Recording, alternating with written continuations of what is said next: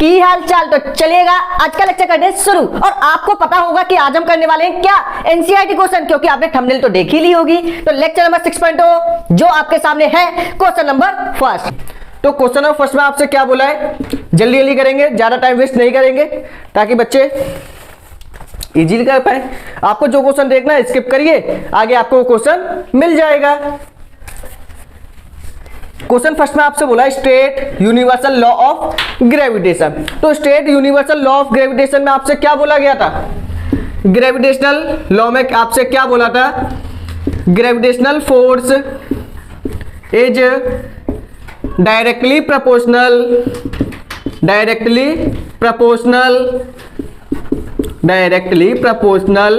To the mass of to the product of mass. ठीक है, product of both मास, मतलब जो आपके दो मास बॉडीज होती है ना, उन दोनों को क्या करना है, आपको प्रोडक्ट करना है। जैसे कि आपकी एक बॉडी ये, इसका मास है m1, एक बॉडी है दूसरी, इसका मास है m2, इनके बीच की डिस्टेंस है r। ठीक है, तो जो आपकी ग्रेविटेशनल फोर्स है वो डायरेक्टली होगी किसके, m1 m2 को। ये चीज आप पहले से जानते होंगे, इसको नाम दो क्वेश्चन नंबर फर्स्ट। सेकंड में जो आपकी ग्रेविटेशनल फोर्स है, gravitational force is inversely proportional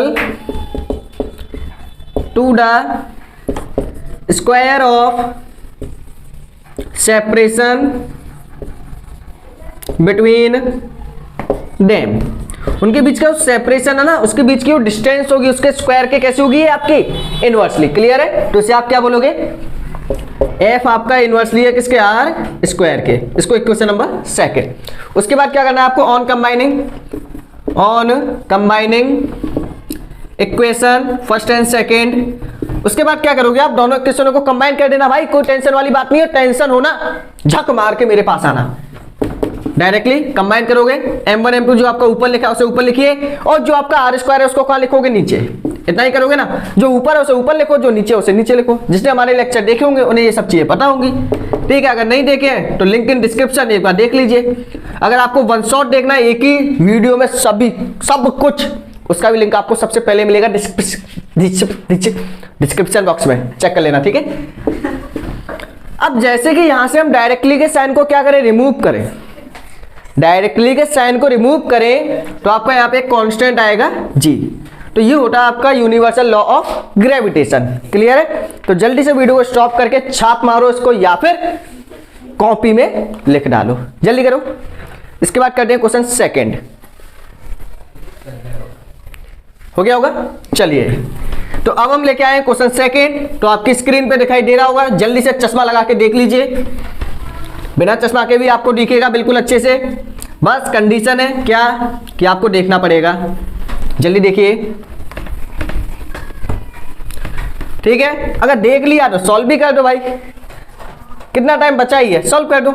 चलो हो गया होगा सॉल्व, आंसर भी छाप दिया होगा कमेंट सेक्शन में। पूछा क्या है, क्वेश्चन ने आपसे बोला है write the formula to find the magnitude of gravitational force between the earth and moon of the object. क्या बात है, क्या बच्चा क्वेश्चन पूछा है। क्वेश्चन ने क्या पूछा, आप देखो, आपकी ये क्या, आपकी अर्थ है, ये आपका क्या, मून है। मम्मी मून पे जाना है, इनके बीच की डिस्टेंस कितनी है, आर। ठीक है, आपको क्या करना है, यहाँ पे फाइंड करना है आपको क्या, ग्रेविटेशनल फोर्स। समझ रहे हो ना बात को।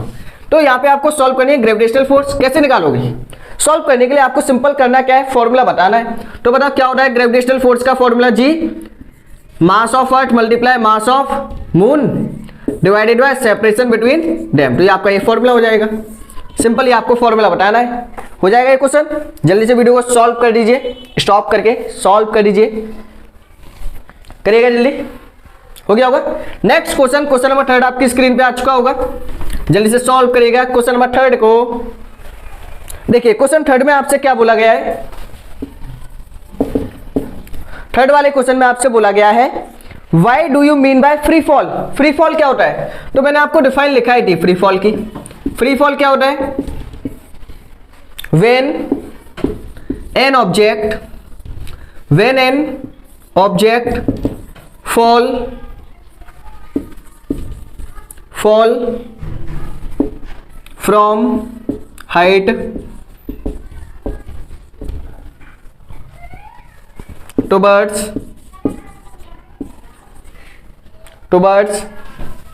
center of earth only in the presence of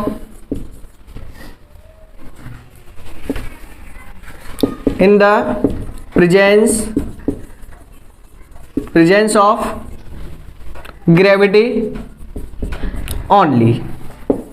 ठीक है, जब भी आपका कोई ऑब्जेक्ट किसी हाइट पे से नीचे गिरे, ओनली किसकी प्रेजेंस में, ग्रेविटी की प्रेजेंस में, और कोई प्रेजेंस नहीं होनी चाहिए, ना वहां पे कोई एयर पार्टिकल होना चाहिए, ना वहां पे आपकी कोई गैस, ओनली कौन सी फोर्स होनी चाहिए आपकी, ग्रेविटी फोर्स। तो जब भी आपका कोई ऑब्जेक्ट ओनली ग्रेविटी की फोर्स की प्रेजेंस में ही नीचे गिरे या फिर मूव करे तो उस ऑब्जेक्ट को या फिर उस पोजीशन को क्या बोलोगे आप, फ्री फॉल। तो फ्री फॉल का मतलब उस पर कोई फोर्स ना लगे, ओनली कौन सी फोर्स लगे, ग्रेविटेशनल फोर्स। वो भी किसकी लगनी चाहिए, अर्थ की ग्रेविटेशनल फोर्स की प्रेजेंस में यदि आपका कोई ऑब्जेक्ट मूव करता है तो उसी को क्या बोलोगे आप, फ्री फॉल। इसे वीडियो को स्टॉप करके इसको नोट कर दीजिएगा।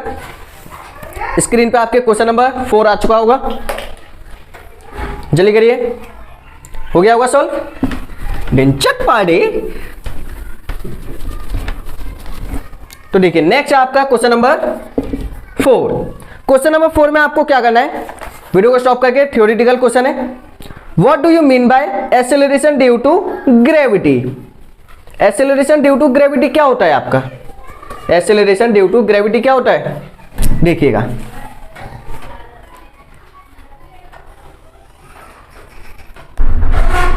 ये आपका होगा the rate of change of velocity, the rate of change of velocity of a freely falling object towards earth, towards the center of earth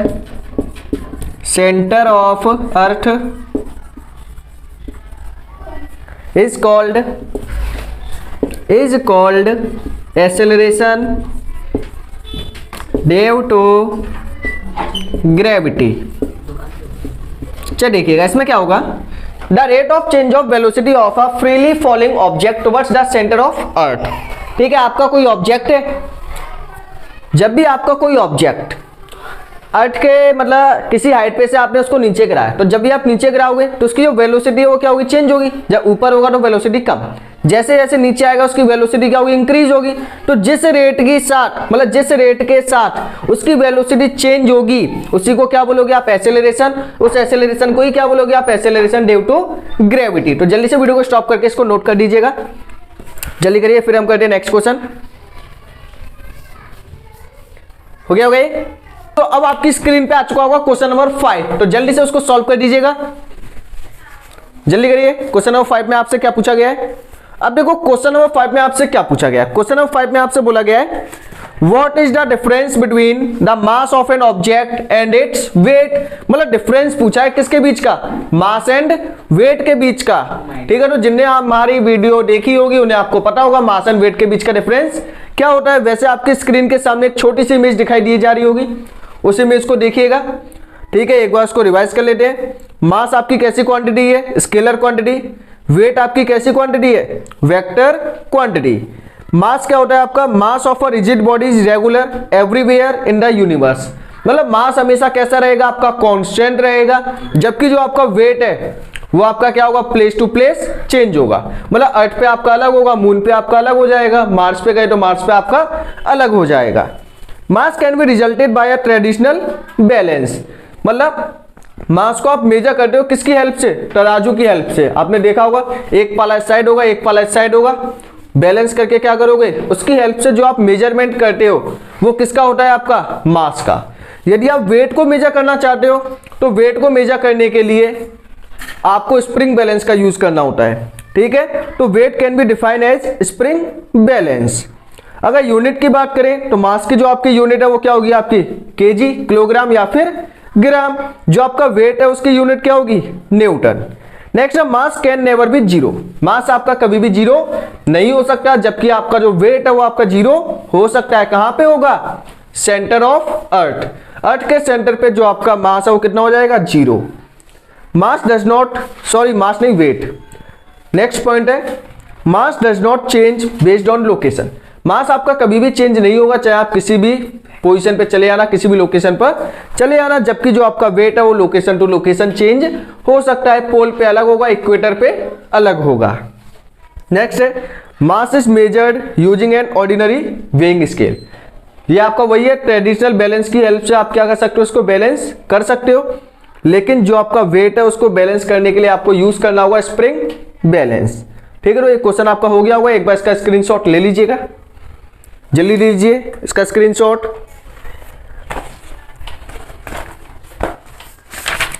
ठीक है, नेक्स्ट क्वेश्चन आपकी स्क्रीन पे आ चुका होगा। जल्दी से वीडियो को स्टॉप करके सॉल्व करिएगा।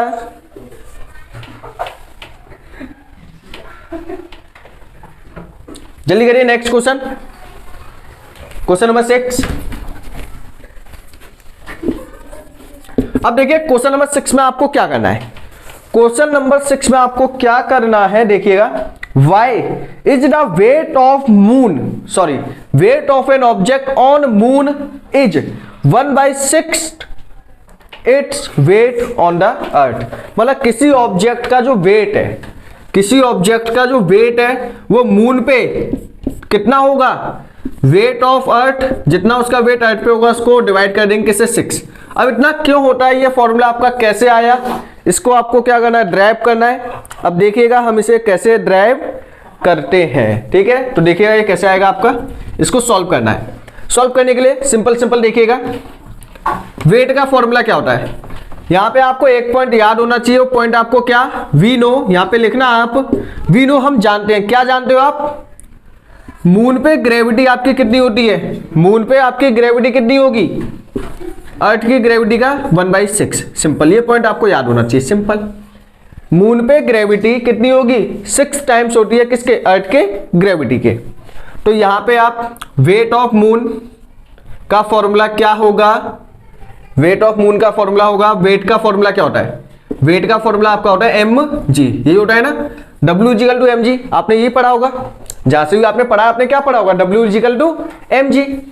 वेट कितना होगा आपका? मास ऑफ मून, किसी भी ऑब्जेक्ट का मास कहां पे? मून पर, into gravity of moon. Clear है? Gravity of moon. अब देखिए weight of moon equal mass of moon. अब देखो जितना मास किसी का मून पे है उतना ही मास कहां पे होगा? अर्थ पे होगा। दोनों मास आपके कैसे होंगे? सेम होंगे कि नहीं? हमेशा सेम होगा।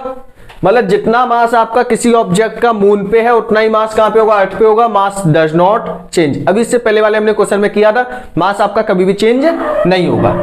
तो इस वाले मास को आप क्या लिख सकते हो? एम ही लिख सकते हो, लिख पाओगे इजीली, मतलब इजीली लिख सकते हैं। अब देखो जो आपकी ग्रेविटी है कहां पे? मून पे।